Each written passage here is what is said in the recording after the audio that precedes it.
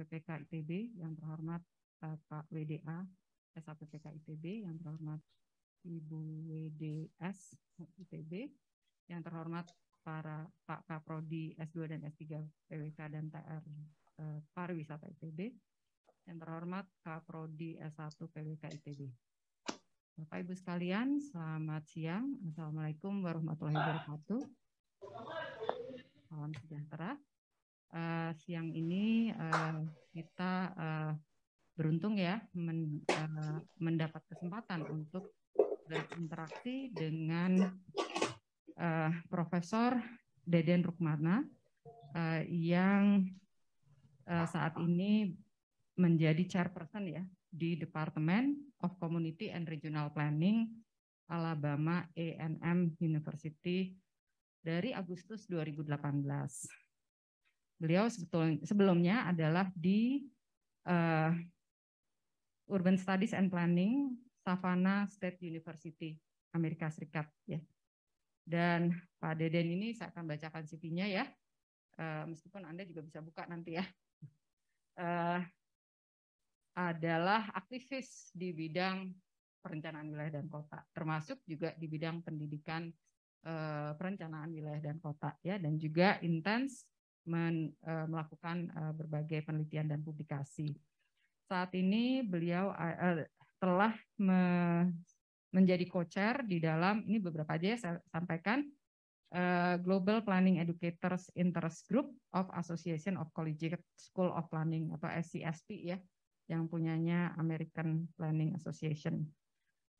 Beliau juga pernah jadi Direktur at Large Georgia Planning Association, Member Diversity Task Force American Planning Association, Chairman International Indonesian Scholar Association 2018-2020. Penelitiannya menitik beratkan kepada health disparities dan homelessness di Amerika, dan spatial planning dan development, tantangan pembangunan di Indonesia. Penelitiannya telah disupport oleh National Science Foundation, National Institute of Health, US Department of Homeland Securities, dan telah berbicara di berbagai media, di antaranya AFP, Public Radio Internasional, The Straits Times, koran yang di Singapura, Jakarta Post dan Kompas di Indonesia, koran di Media Diplomat di Australia, El Pais di Meksiko, dan Nikkei Asian Review di Jepang. Terakhir, prestasi yang dicapainya adalah menjadi chairperson ya Pak, Global Planning School Association. Yes, Chair Secretary Global Planning Education Association Network. Sekretari Global Planning Education Association Network, GPN ya, yang akhir Agustus kemarin mengadakan World Congress-nya di Bali. Jadi dan yang terakhir beliau juga terlibat di dalam launching dan introduction Indonesian Urban Studies Association ya, pada akhir Agustus lalu. Untuk pembicaraannya pada siang hari ini akan menyampaikan mengenai Urban Planning Thought dan Practice in Indonesia, Informality, Creativity, and Resilience. Ya. Untuk itu kita langsung saja mendengarkan Pak Deden menyampaikan pemikirannya. Terima kasih Bu Teti. Assalamualaikum warahmatullahi wabarakatuh. Selamat siang adik-adik semua. Saya mohon izin Bu Teti untuk pakai sana ya. Di sini aja nih. Karena kalau duduk nature-nya itu pengen move ya gitu ya, agar lebih dinamis dan juga lebih bisa interaksi ya dengan adik-adik semua. Terima kasih Bu Dekan atas kesempatannya, Profesor Deli Kudala, semua jajaran di SAPPK, dan juga Ibu Teti. Bu Teti juga adalah guru saya dulu ya.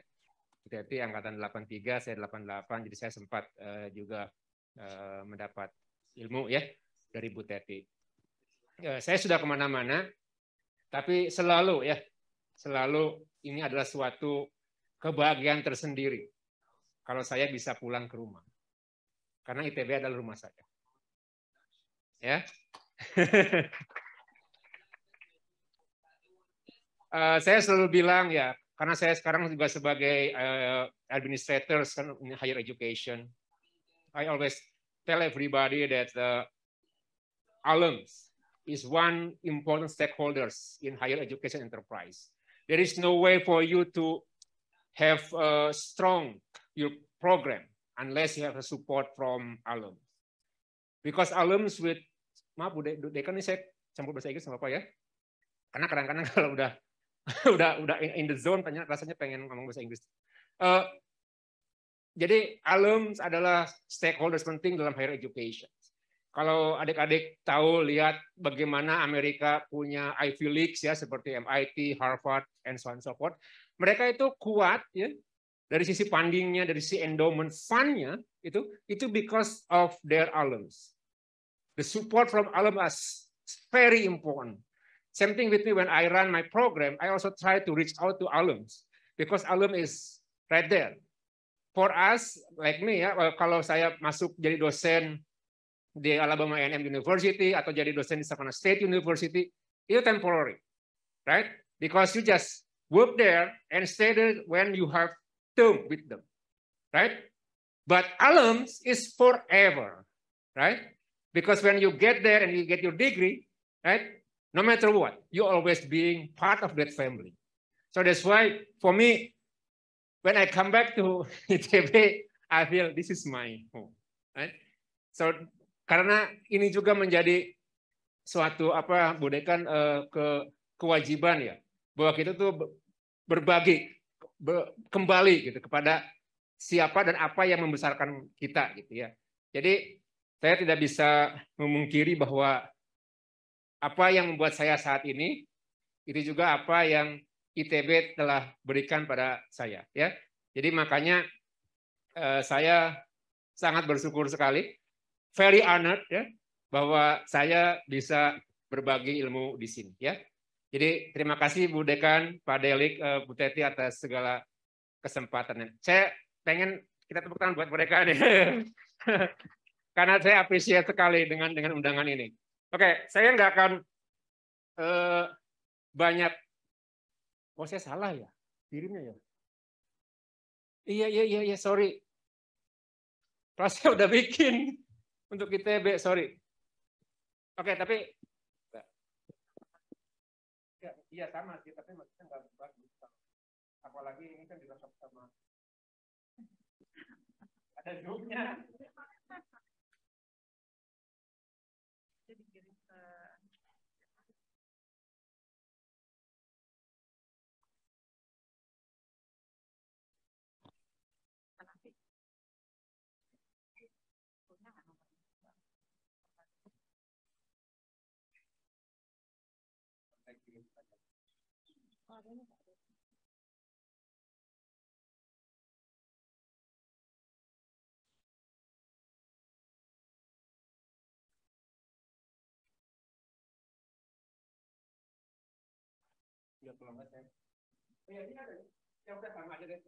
Sama aja intinya. Sorry ya, maaf, kayak kesannya nggak profesional, bener. Saya mohon maaf ya. Saya sudah siapkan slide-nya untuk ITB ya. Tapi memang betul materinya hampir sama atau sama sebetulnya ya. Tapi Pak Delik kemarin minta saya juga untuk emphasize di topiknya itu di informality, creativity, and resiliency ya. Tapi topik yang saya sampaikan di sini kurang lebih sama dengan apa yang juga saya sampaikan di tempat-tempat yang lain, karena sebelum saya datang ke ITB sini, saya ada acara dengan World Planning School Congress ya di Bali. Saya datang ke sana juga sebagai representative of SCSP, Associate Collegiate School of Planning ya. Jadi itu asosiasi sekolah perencanaan di Amerika saya ditunjuk oleh SCSP untuk mewakili mereka dalam sidang untuk Global Planning Education Association Network, ya.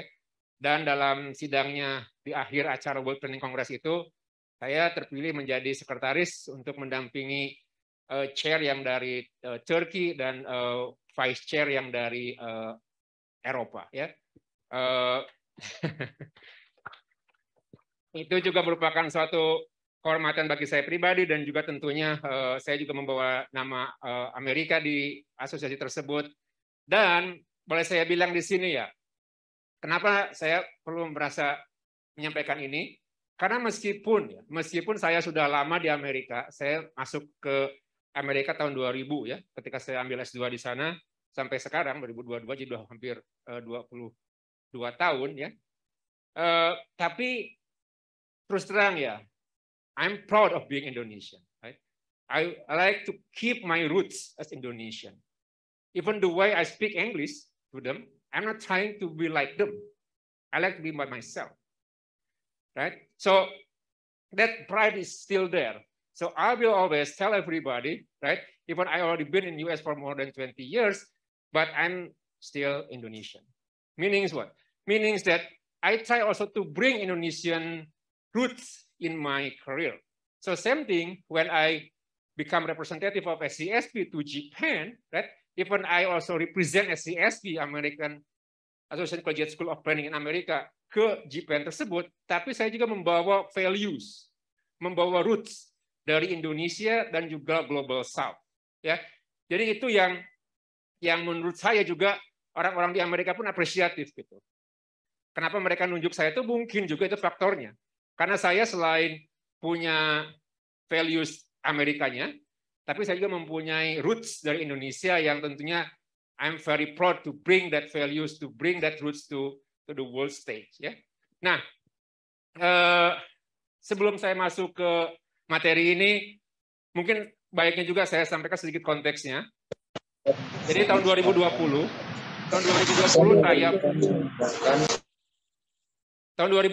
saya juga mengedit book ya. Judulnya itu Routledge Handbook of Planning Megacities in the Global South.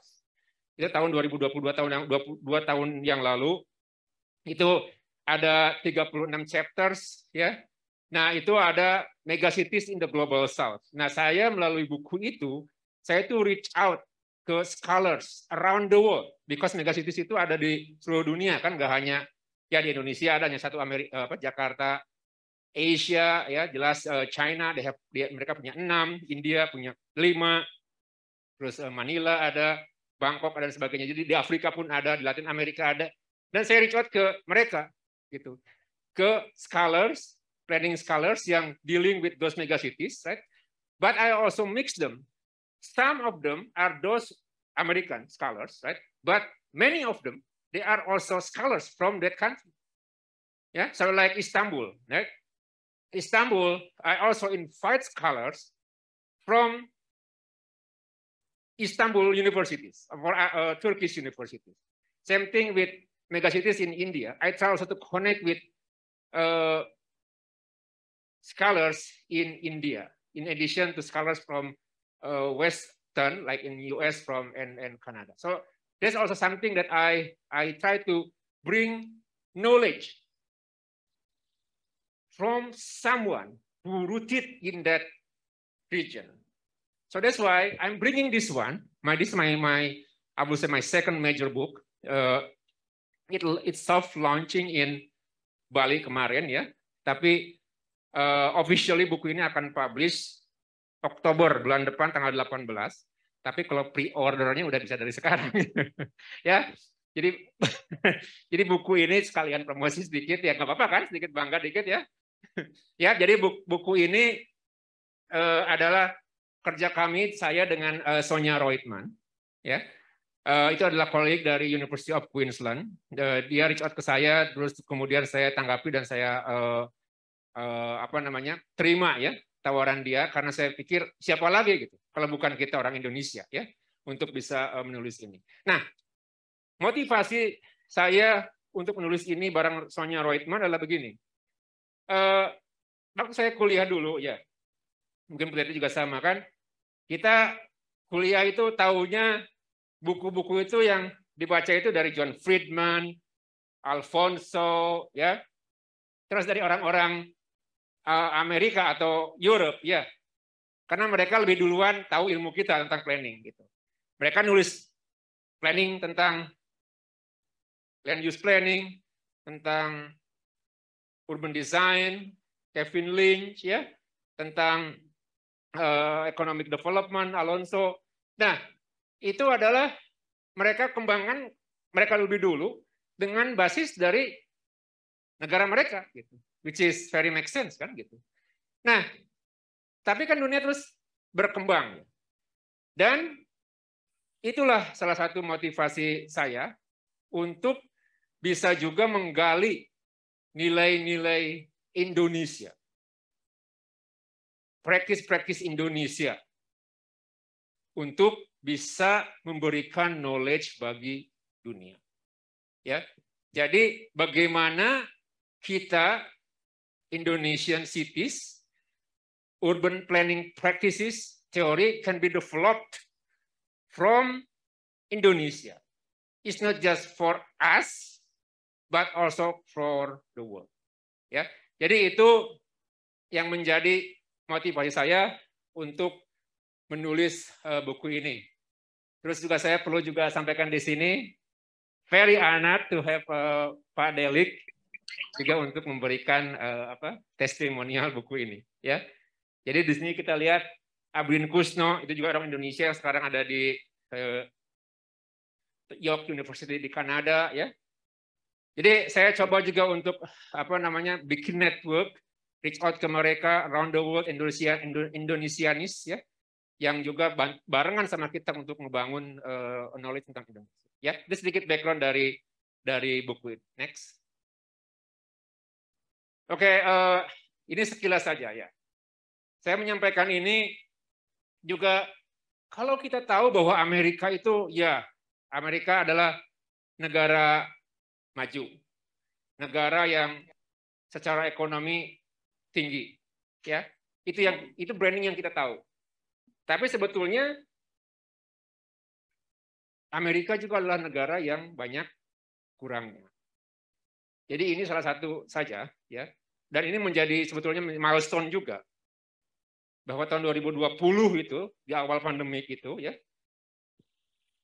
ini Amerika ini 3 orang yang kebetulan orang hitam ini adalah terbunuhnya karena racial injustice, sehingga Black Lives Matter itu kembali bangkit. Poin yang saya ingin sampaikan di sini adalah, ya, Amerika maju, ya, to some extent, but in many ways, including this one, they still have a lot of homework, right?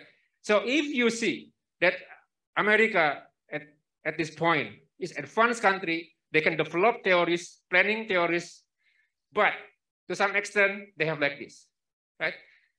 Next. So now belum ini.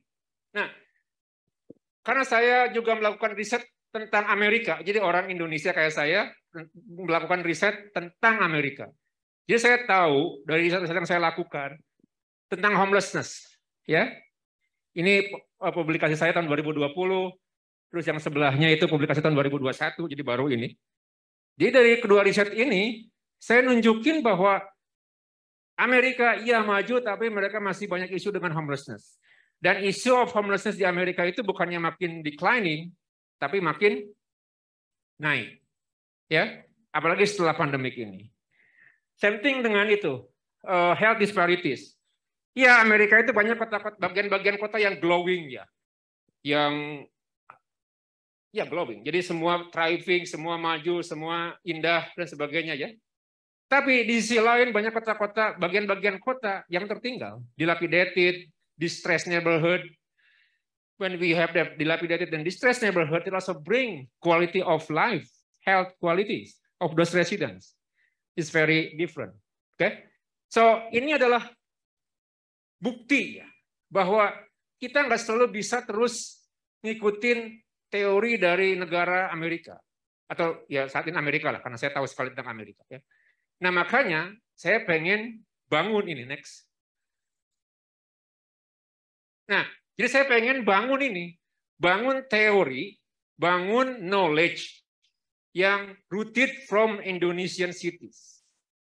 So what we can learn from urban planning practices and theory from Indonesian cities, and we can share that knowledge to the rest of the world. For cities in the global south and also cities in global north, basically in everywhere. Oke.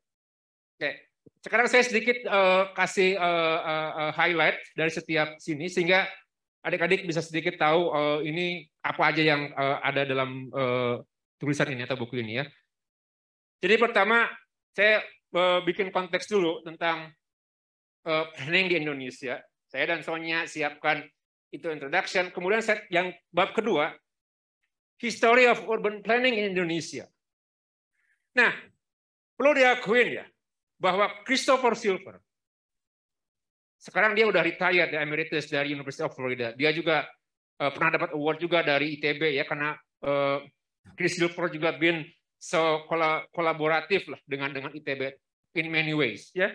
Nah, Chris Silver itu adalah boleh dibilang authoritative person when we talking about history of planning in Indonesia. So that's why we invite him. So because we like to have that credibility of the book, right? Because Chris Silver been doing this type of research for many years. So that's why when we include him in the book, then also bring the book more authoritative when talking about planning Indonesia.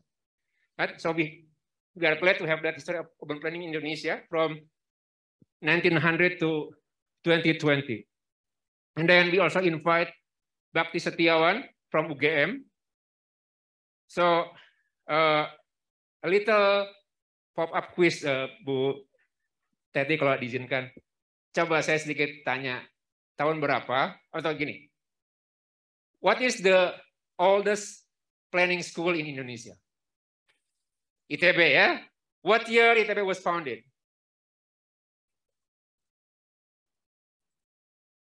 Ya, 1960. Yes,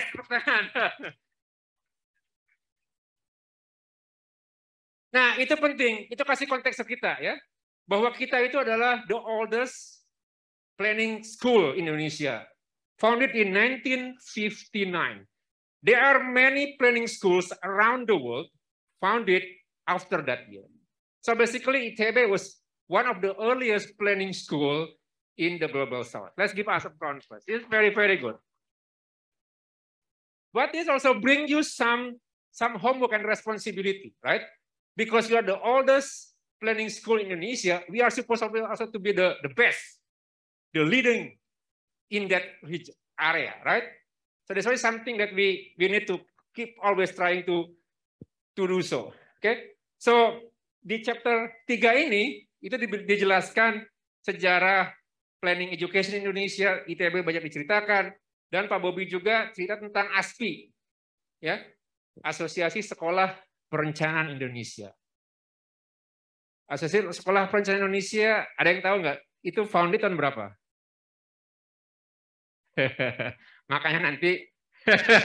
makanya nanti buku ini bisa jadi referensi ya. Karena apa? Karena sekarang kita jadi tahu gimana sih sejarah pendidikan planning di Indonesia, ya. Sejak ITB berdiri, kemudian sampai perkembangannya sampai ASPI berdiri, sampai boleh dibilang juga ya kemarin di conference the World Planning School Congress ya. I'm so proud when I see Indonesian scholars, Indonesian hosts that big conference, big World Congress ya. Dan boleh saya bilang bahwa kongres tersebut adalah sukses. Tepuk tangan buat Indonesia dong, luar biasa. Sukses gini, karena apa? Karena we are in the transition, right, between online, kan, and in person, kan. So we are so confused in many ways, right, in this world, right. And World Planning School Congress in Bali, they did that by hybrid. Meaning what? Meaning we still like values the in-person interaction, right, which is good.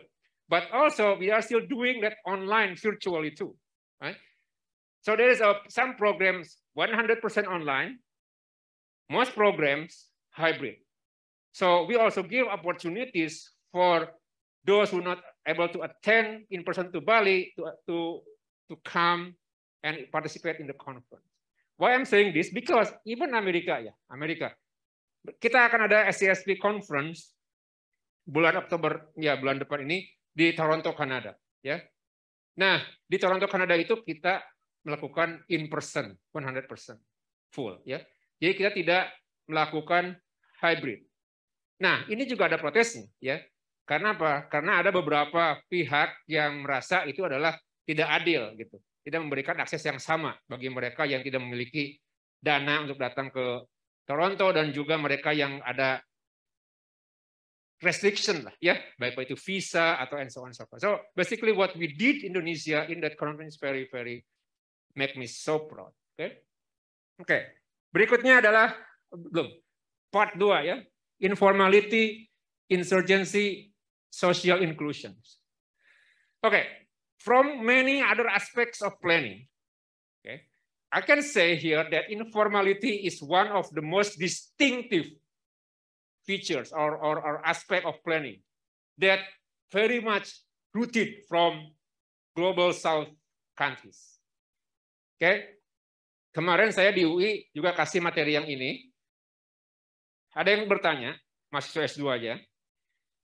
Saya bilang begini, karena menurut observasi dia, ya, dia bilang bahwa di sektor informal pun juga banyak jenisnya, banyak spektrumnya. Saya bilang betul itu, ya, karena kalau kita belajar informality 101, ya, which is very basic of informality, kita hanya bisa bilang, oh ya informality adalah sesuatu yang berbeda dengan formality, ya. Informality adalah mereka yang tidak memiliki akses terhadap capital, tidak memiliki akses terhadap formal sectors and so on so forth. Itu yang boleh dibilang basic of informality 101. Tapi ketika kita belajar sedikit lebih banyak lagi informality, terutama dari Global South, ya, itu banyak layers-nya informality itu. Informality itu banyak spektrumnya, ya. Nah, saya mengutip ya tulisan dari Ananya Roy, ya. Dari Urban Geography. Nah, dia itu melakukan penelitian informality dari her hometown-nya. So, Ananya Roy ini satu scholars yang saya sangat respect highly karena dia itu dia besar di Calcutta, ya. Tapi kemudian ya karena kemudian dia ambil S1-nya langsung ke Amerika, S2 dan S3 dari Berkeley, terus dia jadi dosen di UC Berkeley, terus jadi sekarang jadi director di UCLA, dan dia itu luar biasa, satu planning scholars yang menurut saya sangat critical, ya. Dia itu nggak settle dengan status quo gitu, dia selalu challenge things, ya. Jadi sekarang itu riset dia itu tentang housing insecurity di Amerika, ya, dikontekskan dengan capital possession, ya, di US konteks. But before she did, tapi sebelum dia melakukan riset itu, riset dia adalah tentang informality dan Global South critical urban theory dari Global South, ya. Nah, jadi spektrumnya itu informal itu adalah sangat luas, layers sangat banyak, ya, sehingga kalau kita tanya dari mahasiswa S2 di UI itu, karena dia bilang, ya, bahwa di Indonesia itu informality itu juga banyak yang di abusive gitu, ya. Nah, kalau kita belajar informality 101, kita nggak akan nyampe ke abusive informality itu, ya. Jadi kalau kita lebih ekstensif belajar informality, at one point you will learn that in informality there is also an elite group of informal, ya. Nah, ini elite groupnya juga abuse atau exploit all those weak people in that informality. So that's why what I can say here is we just need to more explore about informality using Indonesian case to just expand that knowledge about informality. There is no way you can expand informality in American cities. Even though I can say there are many also cases in American cities, right, that have also informal sectors or informality. But the extent of informality in global north is different dengan informality di global south, ya. Nah, jadi ini kita ada kasus-kasusnya dari chapter 4, 5, 6, 7, 8, 9, 10 tentang juga insurgency. Nah, why I also like about insurgency, ya. Nah, insurgency juga suatu konsep planning, ya, yang I would say very much what we can learn from global south cities, ya.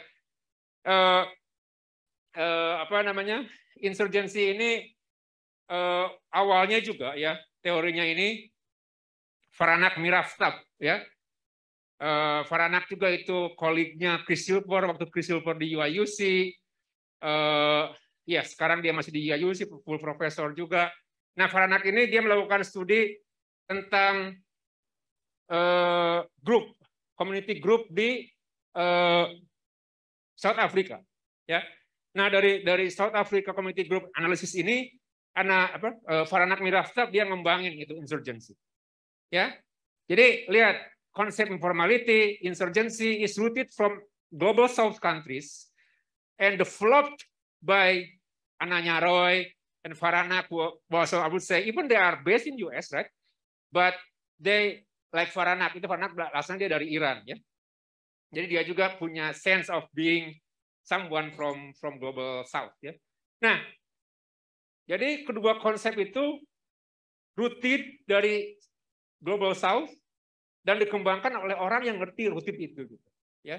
Nah, saya dalam buku ini, ya, kita juga mengundang call for abstract, ya. Kita mengundang call for abstract, kita receive 100 abstrak, ya, buat buku ini. Kita pilih dan kita dengan senang hati, ya, untuk memilih ini yang terpilih, ya. Nah, coba saya lihat, ya, di sini ada Tenure Security and Kampung Upgrading in Jakarta. Kemudian itu sama Andri Supriyatna, sekarang beliau kerja di BRIN. Co-authornya itu adalah dari University of Melbourne. Yang kedua, Kampung Aquarium. Okay, so now today is September 6, right, 2022. Yeah.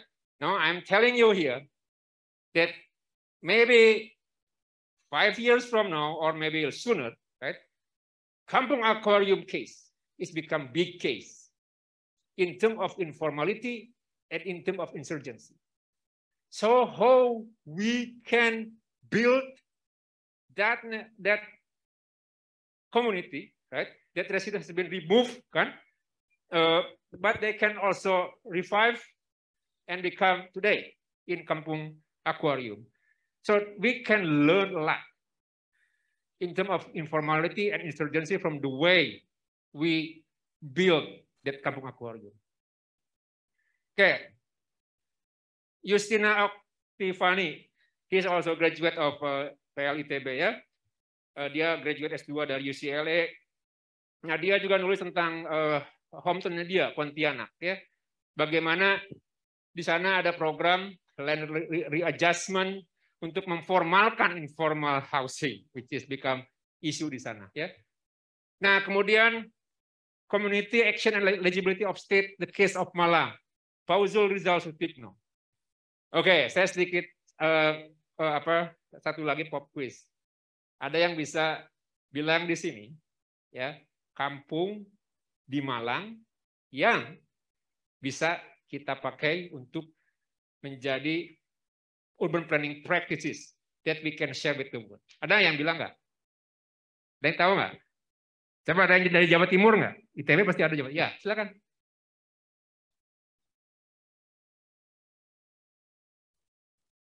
Yes, kampung warna-warni Jodipan, betul. Betul. Coba saya tanya lagi mumpung di sini. Kenapa kampung itu istimewa?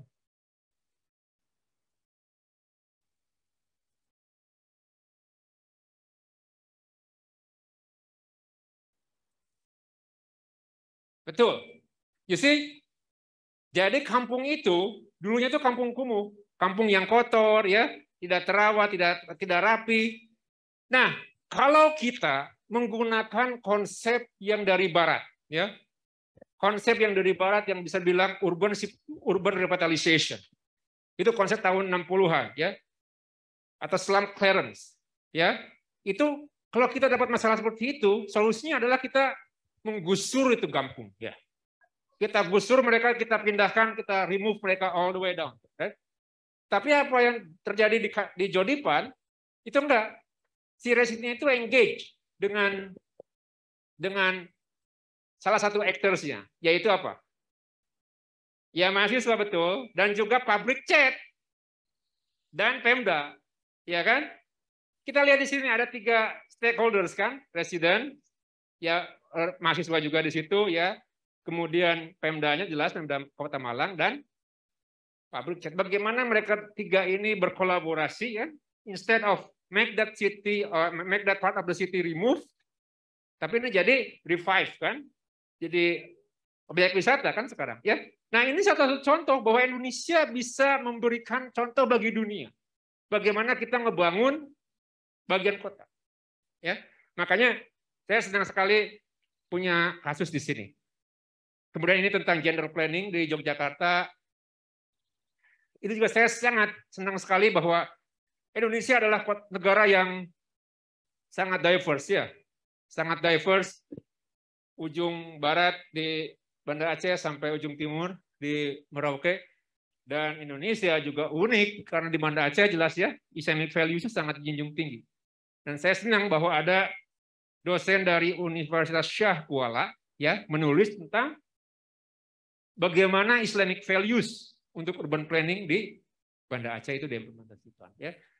Kemudian juga tentang terkait dengan social inclusion, Kadekwara Urwasi, dia mahasiswa sosiologi dari Northwestern University, ya, PSD. Dia menulis tentang bagaimana kota Ambon bisa berkembang, bisa revitalize dari konflik agama dulu di Ambon. Ya. Oke, berikutnya part 3, Design Spatial Economic Practices, Ashok Das, dia penulis yang udah lama menulis tentang Surabaya dan Indonesia.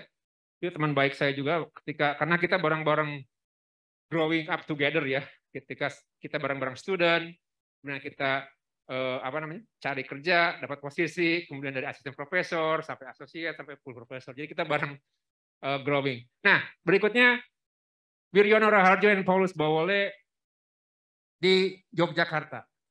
Ya, Kali Code ini sama kan? Ya. Kali Code mungkin sudah banyak di expose, ya. Di media Indonesia juga di some academic publications. You see here, mundur, munggah, madep kali movement. So this is a Javanese values, right? Indonesian values. Tapi kita coba dengan konsep ini, bagaimana kota Kali Code kampung itu bisa bergerak, dan bagaimana kita Indonesia bisa memberi contoh gitu kepada dunia bahwa gini loh di Yogyakarta itu bisa ada movement seperti itu yang bisa membuat bagian kampung menjadi lebih revival dan thriving, ya. Kemudian di Semarang, ini dosen Undip menulis tentang gang, ya.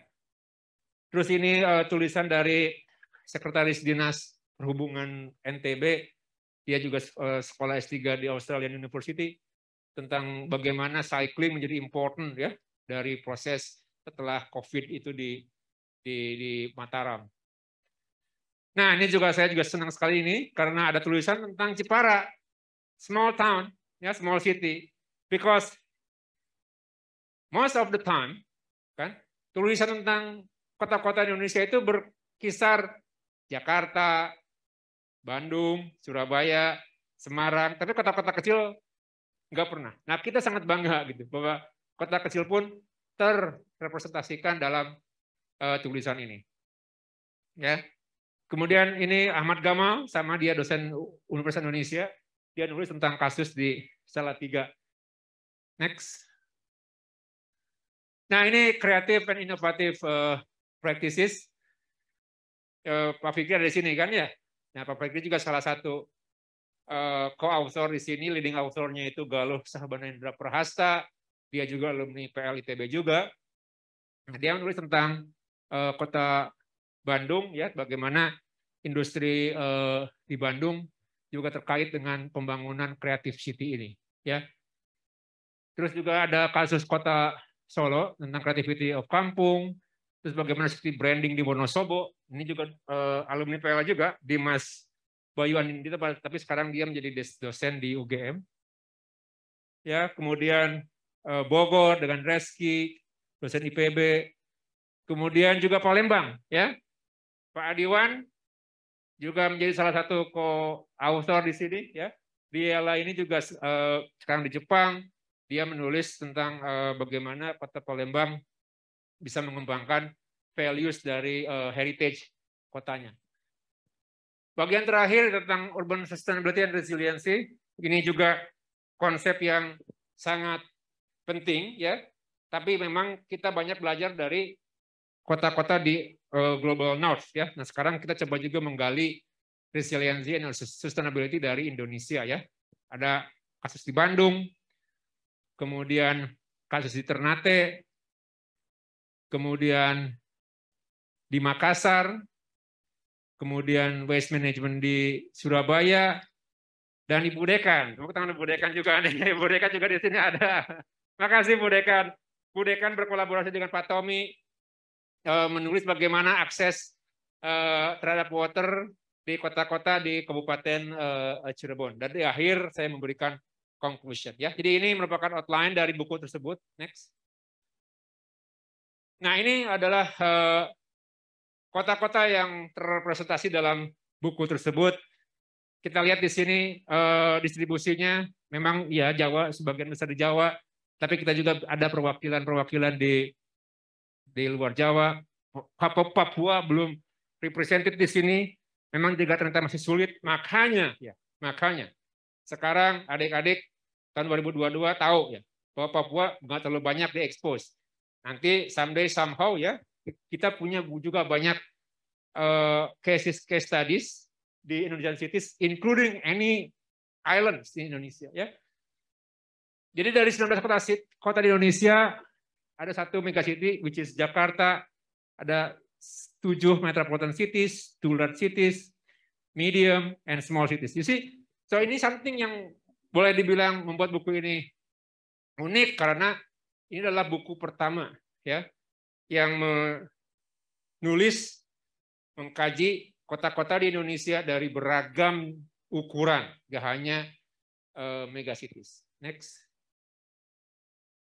Nah, ini key learning-nya, ya itu saya bilang tadi, ini adalah first book yang mengadres urban planning di Indonesia dari berbagai jenis. Buku ini juga inspired by Vanessa Watson. Vanessa Watson tahun 2009 nulis di Urban Studies, judulnya itu Seeing from the South, ya. So Vanessa Watson itu juga scholar dari South Africa, ya. Dia dari South Africa, dia tulis bagaimana bahwa dunia ini teori-teori planning, ilmu-ilmu planning itu hanya datang dari Global North. Mestinya kita juga mengembangkan teori planning dari South.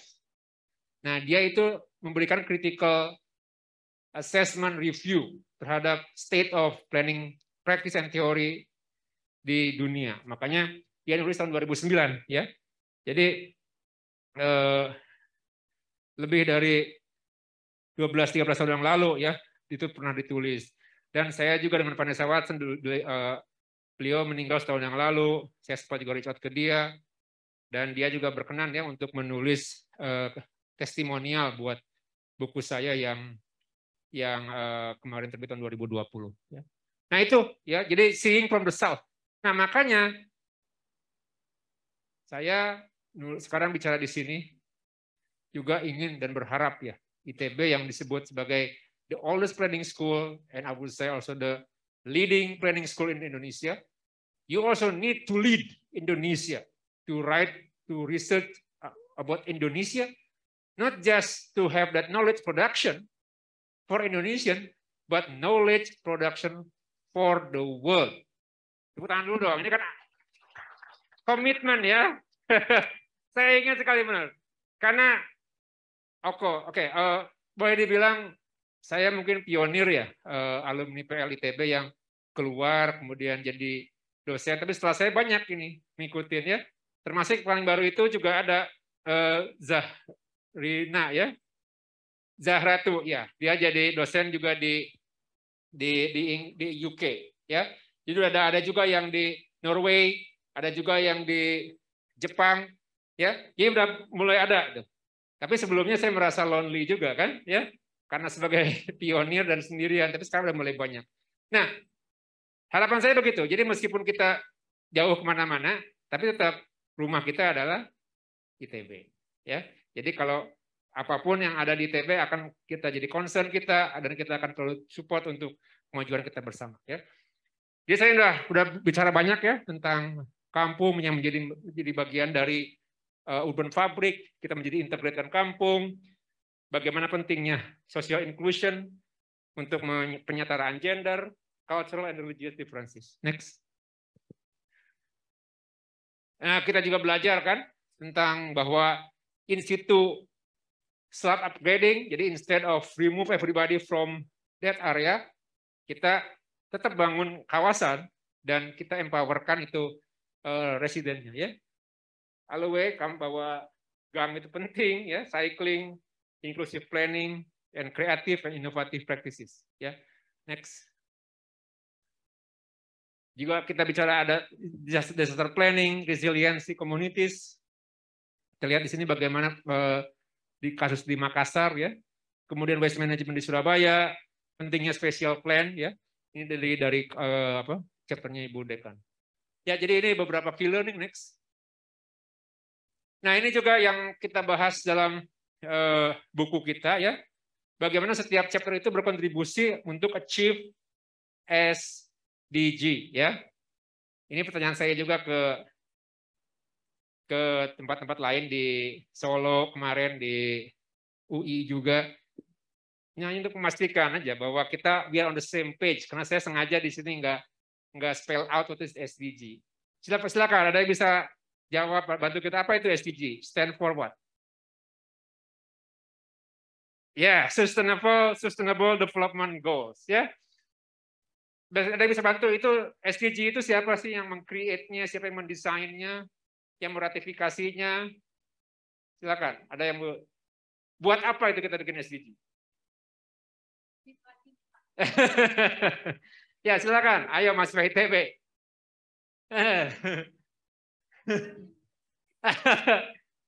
Silakan. Apa itu SDG? I know you tell us kan, SDG stand for Sustainable Development Goals. But what is it? Who designed this? Who make this? Who ratify this? Who implement this? And for what? Silakan. Ada yang mau volunteer? Katanya Bu Dekan siap, ada hadiahnya nih. Silakan. Kalau ada yang mau jawab. Nggak ada? Masa kalah sama UI? Oh, yang online boleh nggak, Pak? Hah? Ada yang... Oh ya, boleh, silakan. Let's give her a round of applause here. Very good. Oke, thank you. Sorry, aku lagi kurang sehat, makanya online, Pak. Silakan. Oke, SDGs itu Sustainable Development Goals. Itu sebagai pengembangan dari yang dulu tuh namanya Millennium Development Goals, terus habis itu kayak dikembangin jadi ada 17 goals. Itu dibikin agreement oleh United Nations gitu biar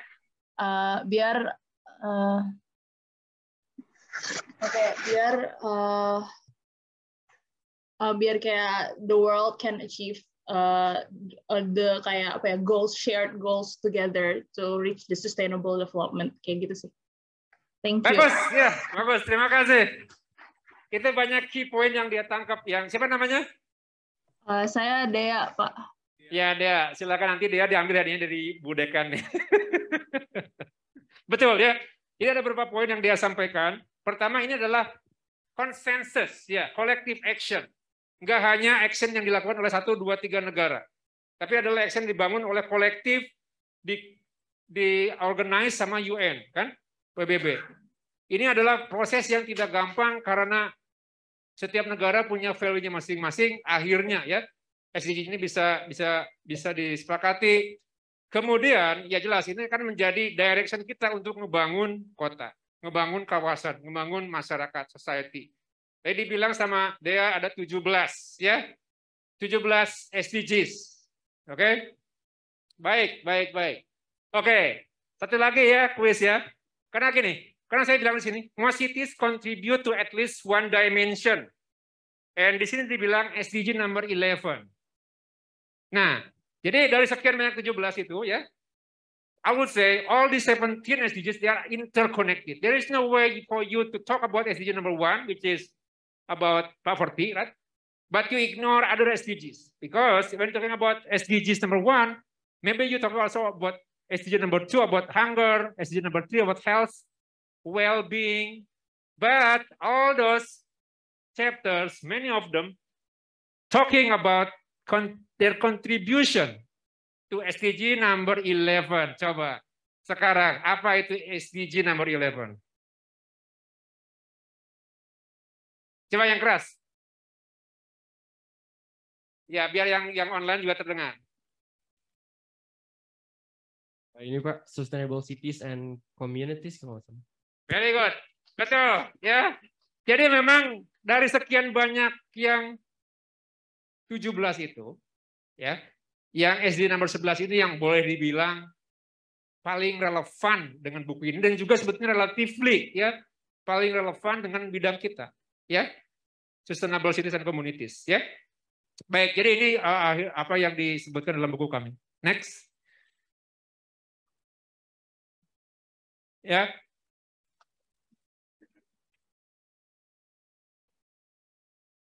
Ya, jadi ini ada buku bagaimana kita bisa encourage insight untuk other Indonesian cities and other cities in the global south. Terus bagaimana planning untuk bisa fleksibel dan participatory proses. Ya, next.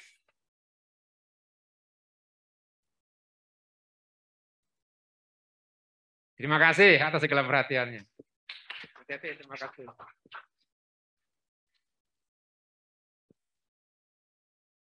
Terima kasih Pak Deden atas pembicaraannya mengenai informality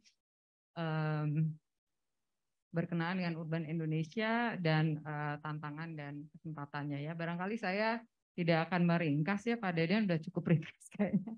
Di belakang ada 2 slide ya atau 3 slide yang mencoba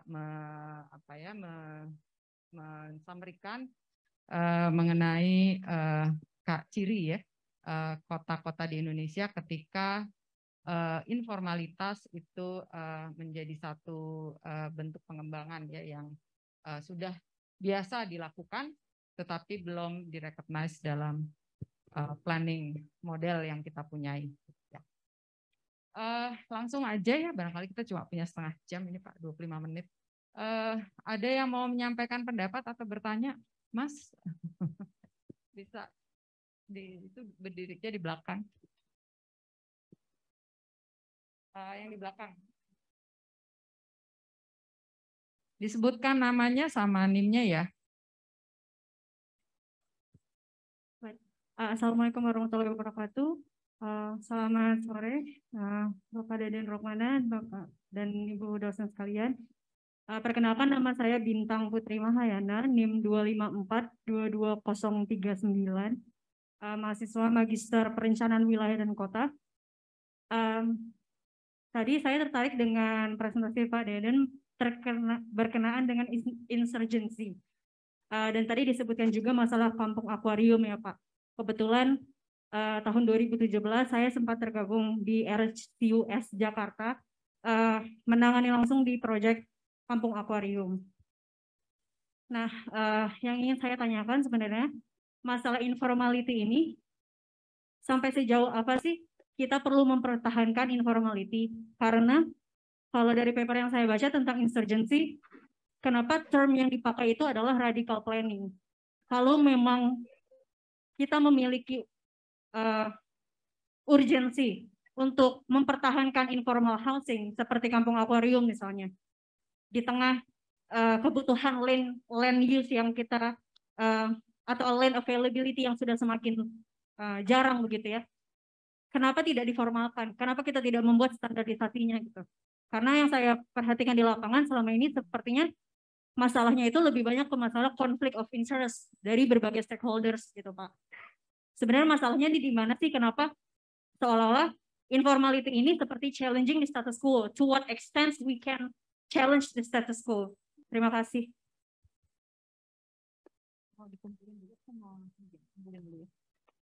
Ya, barangkali ada yang sama. Oke, kita akan memutuskan untuk mengumpulkan pertanyaan atau komentar ya. Jadi dengan waktu yang tersedia, kalau ada teman lain yang itu ada di belakang ingin menyampaikan pendapatnya, teman-teman online juga ya. Kalau ada yang ingin menyampaikan pendapatnya, silakan juga, silakan. Thank you Bu Teti. Selamat sore Pak Deden, Bu Teti.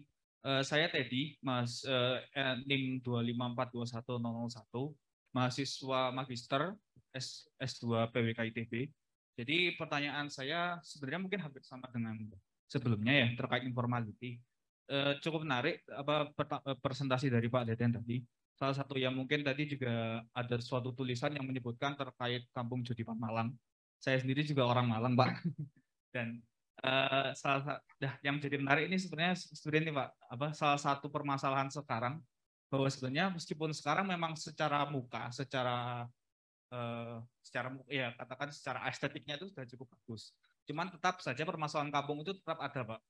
Dalam artian adanya keterbatasan infrastruktur, apalagi itu juga di pinggir kali. Sehingga pada saat hujan deras bisa jadi kampung terkena banjir itu sangat tinggi resikonya. Nah, dan apalagi juga kampung tersebut juga punya density yang cukup tinggi, Pak. Nah, pertanyaan saya mungkin langsung lebih ke general saja, Pak. Dalam artian ini bahwa sebenarnya penganuan kampung ini sendiri pun kadang-kadang juga masih memiliki masalah. Nah, kira-kira jika dibandingkan dengan negara-negara yang di global north, mungkin yang seperti di Amerika atau di mana, dan juga di global south yang mungkin lebih berorientasi kepada kampung, kira-kira itu bila menanggapi isu yang seperti itu ya, seperti dari keterbatasan infrastruktur dan juga tingkat ekonomi masyarakat. Nah, hal seperti itu tuh bagaimana ya kalau dalam sisi informal? Terima kasih. Terima kasih Pak Teddy. Satu lagi barangkali? Iya, silakan. Mbak ada yang di depan.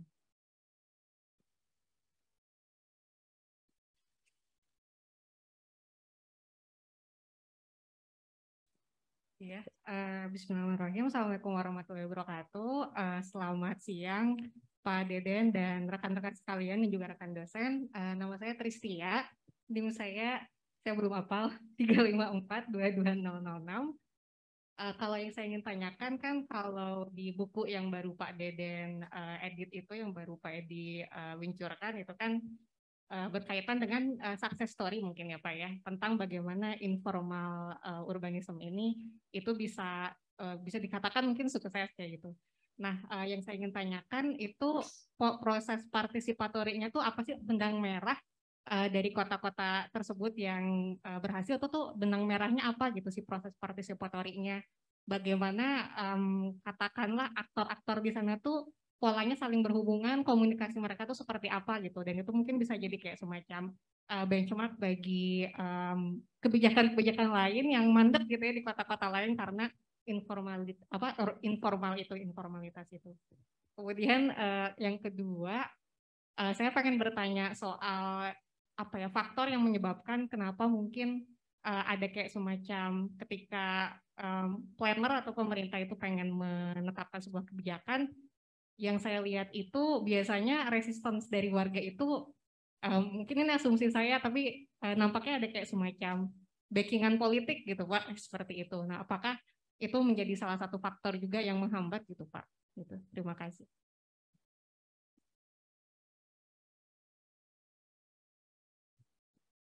Ya, Pak. Langsung ya akan dijawab sama Pak Deden. Silakan Pak. Terima kasih Bu Teti. Tepuk tangan dulu dong buat para penanya nih. Saya coba jawab gabung aja ya, dari Bintang, dari Redi, dan dari Tristia ya. Oke, inilah hal yang perlu kita mengerti.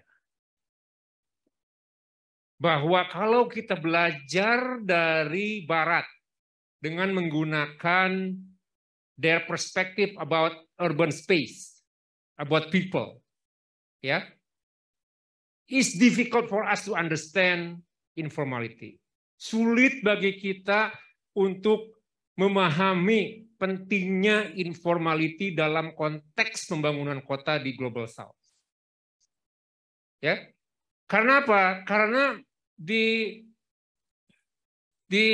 saya bilang Amerika saja ya, karena memang itu bidang yang saya pelajari lebih banyak ya. Mereka itu karena mereka adalah negara kapitalis, ya kan? Mereka coba exploit capital, ya kan? Mereka coba survival of the fittest. Mereka yang paling fit itu yang survive, ya kan? Sehingga itu memang ada positifnya. Positifnya adalah mereka itu ethos kerjanya, work ethosnya itu adalah tinggi untuk terus survive, untuk terus excel, untuk terus doing their best to be the fittest and they survive gitu ya. Tapi karena mindset yang seperti itu, ya, itu banyak yang tertinggal. Makanya kayak homeless, health disparities, ya. Tapi mereka selalu bilang bahwa oh homeless itu karena mereka itu malas, karena mereka itu tidak mau kerja, karena mereka itu tidak ada masuk dalam sistem yang untuk mengeksploitis capital, gitu. Ya kan? Nah kalau kita memakai konsep seperti itu informal itu nggak kena di mana-mana. Gitu. Kenapa begitu? Karena dengan kapitalisme ini ya, sebetulnya mereka itu ngebangun formality, everything formal. Everything is, there is a regulatory, there is always a legal framework for everyone in that system, in that urban space. Jadi nggak ada hal-hal yang biasa kita temuin di informal sector. Ya, mereka sudah ada settle konsepnya yang membuat mereka bisa survive, bisa seperti sekarang di Amerika. Tapi makanya saya di awal sekali bilang bahwa ada Black Lives Matter, ada homelessness, ada health disparities, karena apa yang mereka lakukan itu adalah juga banyak kendalanya. Sorry ya, saya berdiri aja ya biar lebih. Tahun 60-an, ini tulisan apa? Ini materi yang sering saya sampaikan dalam mata kuliah Urbanization in American Cities. Tahun 60-an, 70-an, ya, ketika mereka ngebangun kota, terus mereka ada istilah bilang urban revitalization, slum clearance, ya. Caranya adalah apa?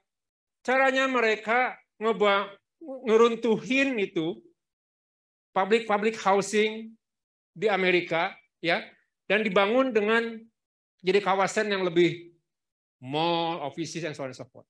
Ya. Tapi at the end of the day, itu orang-orang miskin di situ itu bukannya jadi kaya, bukan jadi makmur dan jadi lebih maju, enggak. Mereka tetap miskin dan jadi menciptakan distress neighborhood di tempat yang lain. Ya. Dan inilah yang membuat saya bilang pendekatan Amerika itu adalah pendekatan yang tidak sempurna gitu loh. Ya. Karena banyak bagian-bagian kota-kota di Amerika yang distress, yang enggak menjadi bagian dari pembangunan kota. Nah, kenapa saya perlu omongan gini? Karena konteks kita di Indonesia atau di Global South itu different dengan yang di Amerika.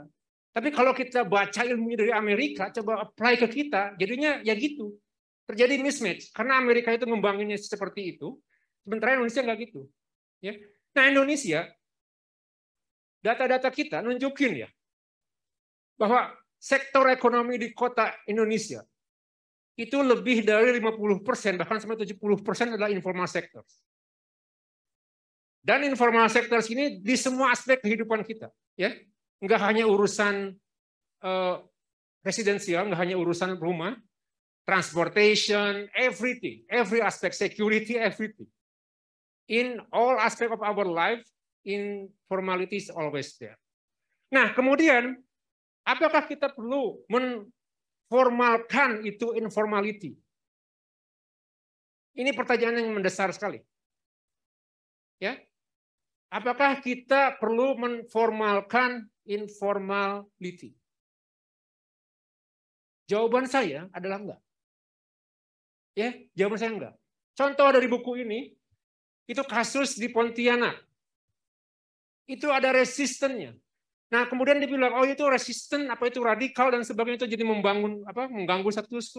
Nah, ya itu, kita tuh mesti bangun, mesti ciptakan framework pembangunan kita yang memang betul-betul mengakar kepada kita. Bukan kita meniru apa yang ada di barat. Jadi kalau saya bilang begini ya, contoh nih aja ya. Adik saya tinggal di Jati Handap, ya. Jadi ke arah situ itu keluar dari arah ke Cicahem ya, naik ke atas ya. Jalannya itu kecil ya. Jadi cukup 2 mobil cukup lah gitu ya. Tapi kiri kanannya itu thriving gitu, maksudnya ada bisnis gitu ya. Segala ada, dari mulai sebut aja ya, foto ya semua ada gitu ya, dari mulai grocery stores atau ada warung, ada juga bahan-bahan bangunan ya. Jadi semua small economy bisnis itu ada di situ ya. Nah, kalau kita menggunakan konsep dari Amerika yang modernize, yang formality ya, kita bakal bilang itu warung-warung yang itu mesti diformalkan, itu mesti. Terus juga jalan itu kok hanya 2 sempit gitu. Kenapa nggak dilebarin? Ya kan, dibikin boulevard kan gitu. Kalau kita konsepnya ingin ngebangun kota yang glowing yang seperti itu. Nah, itu nggak cocok dengan kita. Bahkan Amerika pun sekarang ya, ketika mereka ngebangun highway, boulevard, kemana-mana, suburbanization, ya, sekarang mereka balik lagi untuk coba ngecil itu jalan. Dari yang 4 lane, jadi 2 lane. Bikin buat lane buat sepeda. Gitu. Ya. Nah, jadi balik lagi ke sini, even di Amerika yang dulunya ngebangun 4 lane, 5 lane, 6 lanes gitu jalan, mereka coba untuk mengecilkan. Nah, sekarang kita yang udah kecil, ya udah tetap di situ. Yang penting bagi kita adalah bagaimana kita mengembangkan integrasi itu. Warung-warung, semua onderdil mobil, semua itu jadi benar-benar hidup gitu. Ya. Dan kita juga di situ secara tidak langsung kita discourage people untuk own cars kan. Kalau kita itu bangun jalan lebih lebar, apa yang terjadi? Itu encourage people untuk beli mobil. Ya kan? Kalau udah beli mobil, jalan yang diperlebar untuk memperlancar malah tambah macet kan? Gitu kan? Kita kalau belajar transportation planning kan tahu induce demand ya. Ya kan kayak gitu ya. Nah, ini yang sebetulnya perlu kita. Nah, jadi balik lagi tadi saya suka itu istilahnya, ada istilah apa tadi? Radical planning ya. Which is good. To me, radical planning harus karena gini, stigmatize the word of radical for us is different. Radical is not something bad. Radical is you not settle with status quo. You not settle with something already here. They try always to be progressive, to be radical, right? So, so itu komentar saya bahwa insurgency itu intinya adalah bagaimana kita bisa menangkap dinamika orang-orang lemah, gitu ya, orang-orang yang tidak masuk dalam kelompok elit untuk tetap menjadi bagian dari pembangunan kota. Kita dengar mereka, kita tangkap aspirasi mereka. Ya, nah itulah yang saya tangkap. Tapi saya bilang di sini bahwa saya appreciate itu pertanyaan ya, karena itu pertanyaan yang sangat kritikal. Perlukah kita memformalkan informality? That's very big question. Okay? So that's why if you read this chapter about Pontianak, you will see the answer. But of course, this is only Pontianak, right? You can also do your own research too, right? To many extents, right? Mungkin dalam aspek transportasi, kan? Mungkin dalam aspek yang lainnya ya. Terus kemudian Randy ya, yang Jodipan, infrastructure density, ya itu kan infrastructure, betul. Bahwa kita itu sekarang bagaimana ya, bagaimana sekarang kita membangun kampung, ya, membangun kawasan yang boleh dibilang tertinggal gitu ya, jadi lebih tertata, tapi juga secara infrastruktur pun mumpuni. Nah, saya boleh bilang gini ya, tahu KIP ya, Kampung Improvement Program. Itu boleh dibilang adalah program yang I will say sangat inspiring gitu ya buat the rest of the world gitu. Karena kalau kita bilang slum upgrading itu KIP itu selalu di side gitu. Karena KIP itu sebetulnya pendekatan itu bagaimana kita membangun kampung tapi juga kita membangun infrastruktur ya. Jadi makanya Randy lack of infrastructure is always a problem kan? Karena bagaimana Randy sih? Saya lupa. Yang nanya tadi Randy. Ya. Karena lack of infrastructure is always an issue in our Indonesian cities, right?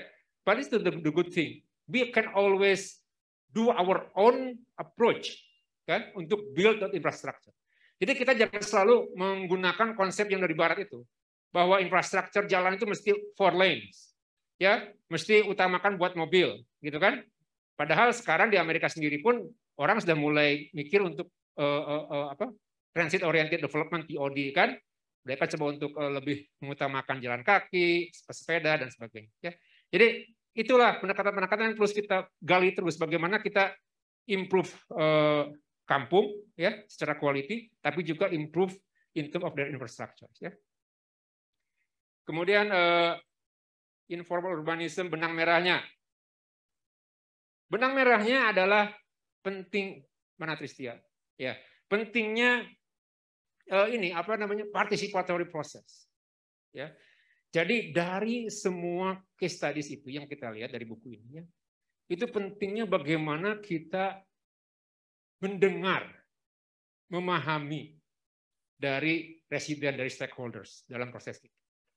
Jadi semua aspek ini baik untuk heritage di Palembang atau untuk kampung di Solo, ya, semua kasus ini yang kita lihat itu adalah participatory planning. Nah sekarang bagaimana kita bisa engage ya dengan residents with so many aspects, so many spectrums to keep them informed, to keep them engaged in the process. Ya, itu adalah challenge kita untuk bagaimana membangun. Terus juga backing projects dari government. Oke, ini juga satu hal yang menarik ya. Makanya saya boleh dibilang begini. Ketika saya nulis buku yang Mega Cities in the Global South, ya, karena saya bandingkan juga megacities di China, ya, dengan megacities di India, dengan megacities di Latin Amerika, ya. Memang di China itu perkembangan megacitiesnya itu boleh dibilang extraordinary, karena memang state government-nya itu sangat kuat, ya. Nah, memang di kita nggak seperti China, ya. Jadi dan kita pun kayaknya juga nggak terlalu senang kalau pemerintah kita terlalu kuat ngurusin segala urusan kan. Nah makanya kita sekarang bagaimana kita menemukan lah gitu ya, mengeksplor what planning approach that we can do, we can use, what we can implement, right? With considering what we have in terms of state governance ini, gitu ya. Nah itulah hal-hal yang terus kita gali, gitu, ya. Makanya apa namanya values dari Indonesia tentang gotong royong, ya. Nah itu value-value yang menurut saya perlu terus dikembangkan. Saya pernah juga baca gitu ya tentang gotong royong di academic journal, ya. So you see, we try to induce, ya, we try to apa namanya introduce our values to academic world, ya. Nah mungkin gitu Bu Teti, jawaban saya.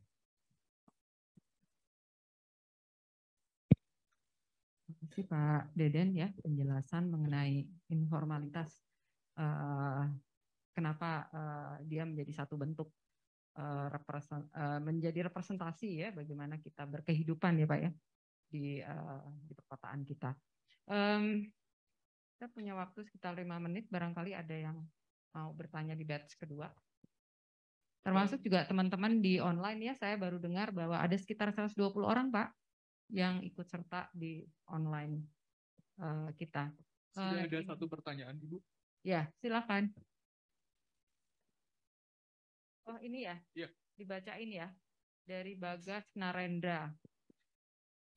Dari Malang. Pertama, dalam konteks urban planning yang telah Bapak Deden jelaskan, pada kesempatan kali ini apakah sudah melihat dan merencanakan masalah pangan? Yang kedua, apakah sistem pangan sudah masuk ke dalam sistem urban planning Indonesia? Dan yang ketiga, bagaimana kondisi pengaturan regulasi sistem urban planning di Indonesia dalam hal integrasinya dengan sistem pangan? Dan bagaimana implementasinya di Indonesia saat ini? Very good. Terima kasih, Bagus Narendra. Tepuk tangan buat Bagus Narendra. Nah, saya nggak lihat wajahnya Bagus Narendra, tapi mudah-mudahan lihat wajah saya ya. So, saya sekarang men-challenge nih, Bagus. Ya, sekarang September 2022. Mungkin dalam 3 tahun, 5 tahun ke depan, atau mungkin lebih cepat dari itu, Bagus bisa nih mulai ya menggagas tentang food insecurity or food security with urban planning. Nah, kita, diaspora kita Indonesia ya, namanya Tamara Soma. Dia itu orang Indonesia ya, alumni IPB Pertanian Bogor, tapi dia sekarang juga jadi dosen di Simon Fraser di Kanada. Nah, mungkin dugaan saya karena dia itu dari IPB sehingga dia itu concern dengan pertanian kan, dengan pangan. Makanya dia sekarang itu jadi dosen di planning school di Simon Fraser, tapi dia riset itu tentang food security dengan planning, ya. Nah, bagaimana food insecurity dengan planning kaitannya itu dia kaji di kasus di Kanada, tapi dia juga melakukan kasus juga di Indonesia, ya. Tapi sayangnya memang di buku saya ini dengan Rosanyo Reutemann kita nggak punya abstrak yang masuk tentang food insecurity, ya. Dan itu satu hal yang juga perlu kita gali, ya. Department saya itu Department of Community and General Planning di Alabama A&M University itu fall under College of Agriculture. Kita juga punya funding stream dari USDA, United States Department of Agriculture. Nah, salah satu grant yang sekarang saya dapatkan dari USDA, ya, saya dapat $300.000 itu untuk mengeksplor juga tentang food insecurity among children, impact from COVID-19 in the state of Alabama. Ya, jadi kita pun bisa berkontribusi bagaimana planning berkontribusi untuk menjaga food security bagi masyarakat kita. Ya, terima kasih Bagus. Itu homework nih buat Bagus nanti. Terima kasih Bu Teti.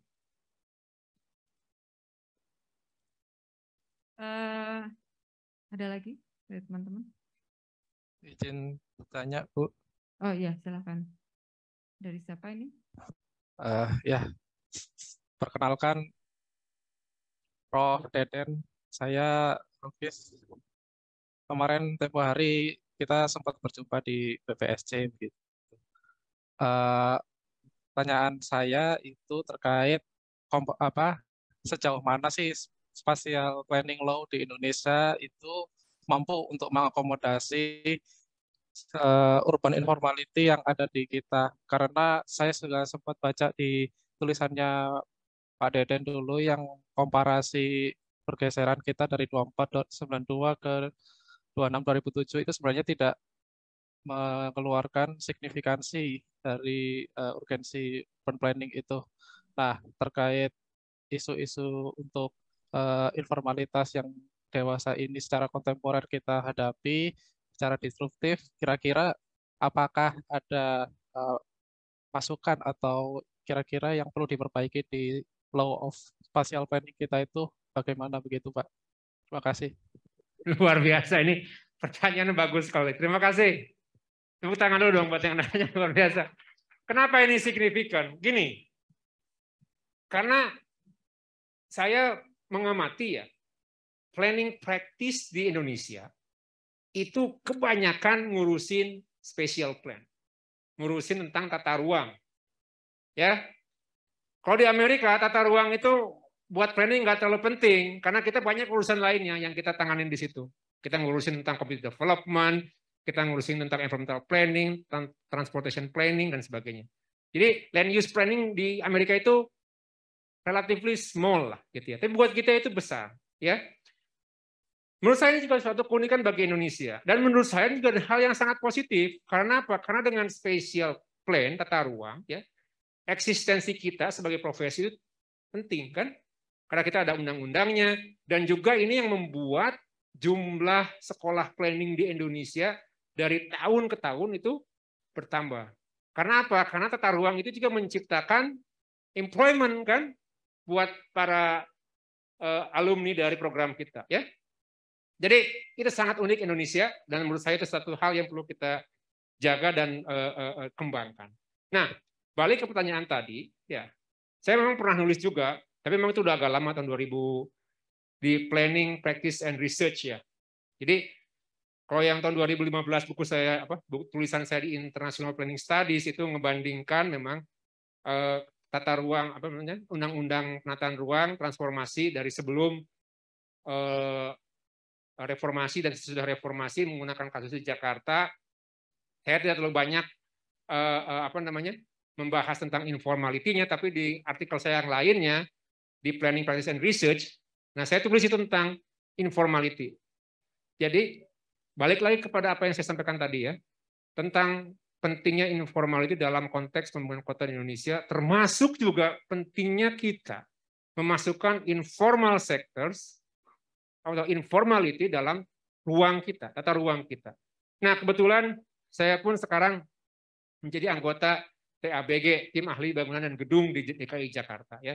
Jadi saya melakukan itu secara virtual dari Amerika. Dan saya tangkap, karena kita juga dalam TABG itu juga selalu merefer kepada RDTR. Dan dalam setiap kesempatan, ya, dalam setiap review, saya selalu bilang, pentingnya bagaimana proyek-proyek yang kita review itu, baik bangunan high-rise building, itu memperhatikan faktor informal sector. Jadi saya selalu bilang, ya bikin bangunan 30 lantai, atau bahkan 70 lantai, ada yang kita review kemarin 70 lantai. Nah, bagaimana kita bisa juga buatkan ruang, ya, buat informal sector, buat UMKM, ya. Jadi adik-adik semua tahu kan, ya, kalau kita ngomongin tentang Jakarta high rise buildings kan, misalkan di Tamrin, di Sudirman, di Kuningan, itu kan yang isi gedung itu kan nggak semuanya itu pakai jas, pakai dasi atau pakai outfit kan, tapi ada juga yang bersihin gedungnya, jadi supirnya, ya kan. Jadi banyak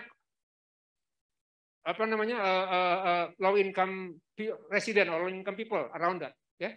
Dan mereka pun perlu uang untuk mereka makan kan, dan sebagainya, ya. Nah, makanya dalam Indonesia saya selalu advocate dalam review itu ciptakan ruang untuk UMKM, ya. Bagaimana kita juga menyediakan ruang dalam bangunan tinggi itu juga untuk para itu, ya. Jadi ini hal-hal kecil tapi menurut saya sangat penting. Bagaimana ruang kota Indonesia memberikan ruang bagi informal sector. Demikian mungkin jawaban saya. Terima kasih. Terima kasih Pak Deden untuk berbagai pertanyaan yang mungkin kritikal, ya Pak, ya, kritis pada karakteristik dari informalitas yang ditawarkan, ya, melalui buku ini dan penjelasan-penjelasannya. Kita udah berada pada ujung waktu, ya, dari presentasi ini, dan kita berterima kasih kepada kesempatan yang diberikan Pak Deden kepada kita semua untuk mempelajari, mendalami, dan mengekspos, ya, keberhasilan Indonesia di dalam menempatkan informalitas di dalam konteks perkotaan kita, gitu ya, dalam sebuah tulisan yang harapannya bisa dijual di skala dunia. Jadi siapa tahu Anda bisa jadi expert perkotaan yang bisa bekerja di mana aja, gitu ya. Amin. Untuk itu kita memberikan aplaus kepada Pak Deden kesempatan yang diberikan, dan terima kasih untuk kehadirannya pada siang hari ini. Itu aja, ya. Terima kasih, ya, Pak Deden. Semuanya yang sudah berhasil dibagi pada skala global.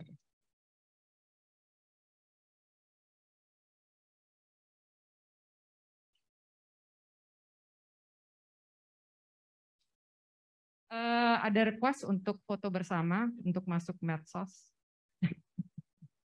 Jadi mohon kalau bisa ke depan kecuali mereka yang takut kena COVID ya. Atau gimana Pak ya? Gini aja ya. Oh iya, jadi Anda nggak usah pindah. Duduk pada tempatnya. Oh iya.